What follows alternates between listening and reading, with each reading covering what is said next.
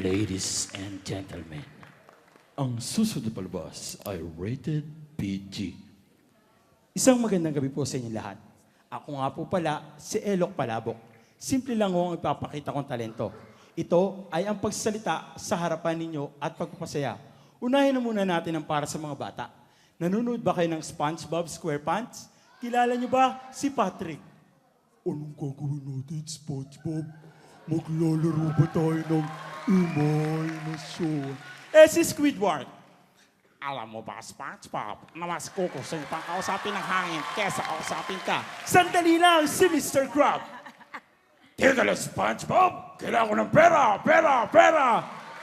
Mga sikat na boses sa larangang showbiz, katulad na lamang ni Tito Boy. Sunod! Kaibigan, tara, suntukan tayo. Ni Big Brother. Housemates, ito na ang takdang panahon. Maraming salamat sa pagtuloy nyo sa aking bahay. At siyempre, ang mga sikat na Pangulo natin, ang nagagandahang lalaking Pangulo, Joseph Ercito Erap Estrada.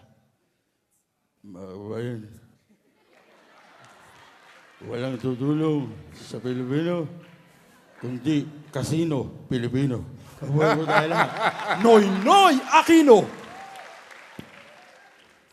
Pupasok sa isang kasuduan.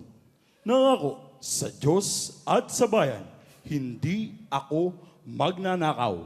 Kayo ang boss ko. At siyempre, mga sikat na ABS-CBN announcer, katulad na lamang ni Gasa Belgas. Sino at ano? Narito ang mga dokumentadong pagsisiyasa ng ABS-CBN at ng Soko. Gasa Belgas, Patrol ng Pilipino. Kuya Kim! Alam niyo ba, madlang people na itong hawak bato na galing pa sa bansang Afrika, palaging tandaan na ang buhay ay weather lang. At last but not the least, Mr. Mark Logan. Meron akong kwento, atin ito, kung kills mo, slow motion, kabila ka na sa taong nakabarong na may bulak sa ilong para sa TV Patrol. I love Pilipinas Got Talent. Mark Logan, Patrol ng Pilipino. Salamat po.